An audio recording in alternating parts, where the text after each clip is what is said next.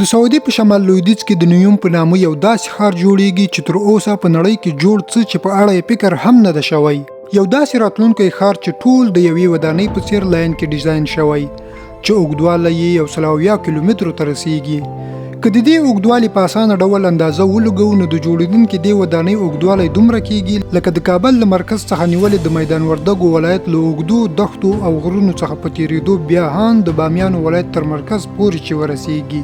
د حیرانتیا خبره په دې ودانۍ کې د جوړېدو یوازې دا نه ده چې دومره اوږد جوړیږي، بلکې د 200 متره پلنوالي سربیره 500 متره لوړه ارتفاع هم لري چې د دې ودانۍ دواړه خواوې به له پیل څخه تر پایه پورې په همدومره لوړوالي سره په لویو ښیښو وپوښل شي. یعنې دا لوړوالی د پاریس له ایپل ټاور څخه هم لوړ دی.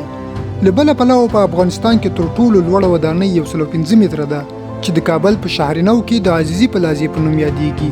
دا ودانۍ په کال 2014 کې د افغانستان تر ټولو لوی سوداګر او مالی بنسټ ایښودونکي میرویس عزیزي لخوا بشپړه شوې ده. سید کریم ربزی درته یو ځل بیا ښه راغلاست وایي. له اقتصادي پلوه سعودي د منځني ختیځ تر ټولو پیاوړی اقتصاد لري چې د اقتصاد یوه لویه برخه یې د تیلو د استخراج په واسطه رامنځته شوی، ځکه سعودي له امریکا وروسته تر ټولو زیات تیل نړۍ ته تولیدوي. د تولید دا کچه په ورځني ډول تر 10 میلیونه بیرلونو پورې رسیږي، یعنی سعودي د ورځې 10 میلیونه بیرله تیل استخراجوي. خو دا چې د ځینو احصایو د اټکل له مخې به تر کال 2050 پورې د نړۍ پیژندل شوي د تیلو ذخیرې وچې شي، له همدې امله ټوله نړۍ خپل اقتصادي تکیه له تیلو څخه نورو برخو ته بدلوي چې سعودي هم غواړي خپل اقتصاد لا زیات له نورو لارو پیاوړی کړي، لکه دوبۍ چې خپل اقتصادي انحصار له تیلو څخه ختم کړ او پر ځای یې د برج خلیفه په ګډون د مختلفو ډیزاینونو په وړاندې کولو سره د نړیوالو فکر ځان ته راجلب کړ. نن ورځ دوبۍ نه یوازې د سیاحت لپاره یو نړیوال هیواد ګرځېدلی بلکې په یو اقتصادي مرکز هم بدل شوی. د نړۍ مختلف شرکتونه خپل فعالیت په دوبۍ کې لري، همداراز غواړي همدلته ژوند وکړي او خپل ملکیتونه واخلي. دې ته ورته سعودي هم پلان لري د سعودي ویژن 2030 په نوم. د دې هدف د سعودي هیواد راتلونکي مختلفو برخو کې پرمختګ دی، لکه سیاحت، روغتیا، تعلیم او د تیلو غیر صادرات، چې د دې هدف یو لویه حصہ د نیوم عصري ښار جوړول دي. دوستانو، د نیوم ښار اړوند د هرې برخې جوړښت خلک حیران کړي دي. د دې ودانۍ په داخلي برخو کې به زرغونتیا او راتلونکي عصري پرمختللې ټکنالوژي وي چې د ځینو څېړنو له مخې به پرې د جوړښت تر $1 ټریلیون پورې لګښت راشي. د سعودي د پلان له مخې به تر کال 2045 پورې بشپړ شي. کله چې په کال 2020 کې د محمد بن سلمان لخوا د دې پروژې په همدې توګه د جوړولو اعلان وشو، نو په هغه وخت کې خلکو ګمان کوو چې دا یوازې یو خیالي پروژه کېدای شي او په حقیقت به هیڅ کله بدله نشي. خو برعکس پر دې پروژه د مختلفو عادي او عصري درنو ماشینریو سربیره د 40,000 مزدورانو په شمول یې د تعداد کارونه روان دي. په دې پروژه کې تر ټولو زیاته د حیرانتیا خبره د دې پروژې 170 کیلومتره اوږدوالی او ډیزاین دی. د دې ډیزاین دواړه خواوې چې 500 متره لوړوالی به ولري، په منځ کې به یو لوی ښار ځایول شوی وي، دومره چې د 9 میلیونو وګړو به په عادي توګه د ځایولو وړتیا ولري. په داسې حال کې چې زموږ د هیواد افغانستان پلازمینه کابل چې 1028 کیلومتره مربع کېږي، ټول شاوخوا 4.7 میلیونه وګړي پکې اوسېږي. خو دلته یوازې په یوې ودانۍ کې چې د 170 کیلومتره اوږدوالي سره یوازې 34 کیلومتره مربع کېږي 9 میلیونه وګړي ځایوي. یعنی نیوم د داسې لویو اساسي ښارونو په پرتله چې له 500 څخه تر 1000 کیلومتره مربع پورې رسیږي، څو چنده زیات خلک یوازې په 34 کیلومتره مربع کې ځایوي. د محمد بن سلمان دا پروژه د دې هیواد لپاره خورا ډیره ګټه لري. په کوم حساب چې د نړۍ نفوس د زیاتېدو په جریان کې دی، له هغه حسابه د نیوم په څیر ښارونه په ښه منظمه او عصري توګه له راتلونکي سره د ځایولو وړتیا لري. دا 170 کیلومتره اوږد ښار 3 طبقې لري. تر ټولو لوړه طبقه چې د پلي طبقې په نوم یادېږي، دلته به هیڅ کوم سړک یا موټر شتون ونه لري. دوهمه طبقه چې د سرویس طبقې په نوم یادېږي، دلته به هم موټر شتون ولري او هم به د مارکیټونو سربیره ګڼ نور خدماتي سکتورونه موجود وي.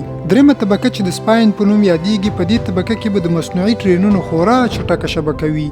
یعنی که د نیوم په دې 170 کیلومتري ښار کې هر څوک وغواړي لفټونو ته ولاړ شي او د لیفټونو په واسطه د سپاین طبقې ته له دې ځای څخه د نیوم ښار 170 کیلومتري فاصلې له سر څخه تر پایه پورې به د چټکو ټرینونو په واسطه به یوازې په 60 دقیقو کې رسیږي. همداراز د نیوم د عصري ښار به د نړۍ له ټولو ښارونو څخه ځانګړی وي.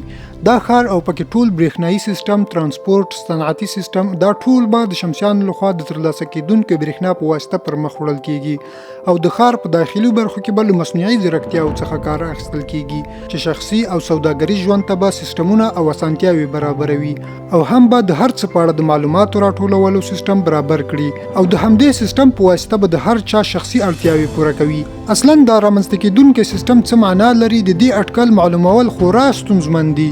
په هر حال دا ډیر حیرانونکی او ځیرک سیستم دی، خو په یاد ولرئ چې دلته یوازې د نیوم ښار دا لاین نه دی بلکې د دې لاین شاوخوا په غرونو کې چې د ډیرو لوړوالی تر 4.5 فوټه رسیږي هم مختلف او عصري ځایونه جوړیږي.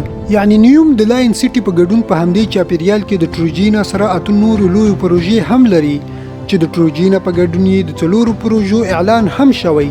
ټروجینا چې تر ډیره مهم هدف د دې ښارونو داسې جوړول دي چې په دې جوړښت کې به هیڅ کوم غرونو ته زیان ونه رسیږي بلکې له غرونو سره سمې به دا ودانۍ جوړې شي تر څو د طبیعي ښکلا منظرې لا زړه راښکونکې شي.